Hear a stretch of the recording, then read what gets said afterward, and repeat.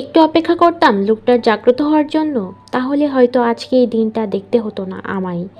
আমার মন বিচলিতের দীর্ঘশ্বাস ফেলতেই জয় হাফ লিটার পানির বোতলটা আমার দিকে এগিয়ে দিল। আমি বোতলটা উপরে তুলে ঢকঢক করে অনেকটাই পানি খেয়ে নিলাম। মাইশা নিজের হাতে দ্বিতীয় কাজে অফিসের ঠিকানায় চোখ বুলিয়ে আশেপাশে তাকিয়ে বিরক্তি নিয়ে বলল, বাল, এই মধ্য দুপুরে কই যাবো অচেনা এলাকায় শালার কাজের বাড়ি খুঁজতে? ধুর, সন্ধ্যার আগে আগে যদি বাসায় না পৌঁছায় তাহলে সবাই ধরা খেয়ে যাব। হুম, ধরা খাওয়া যাবে না। দুলাভাই খোঁজার মিশন এখনো অল্পও হয় নাই, তাই এত তাড়াতাড়ি গল্প শেষ হলে চলবে না। এই ঋতু, শরীরে একটু জোর লাগাতো বোন।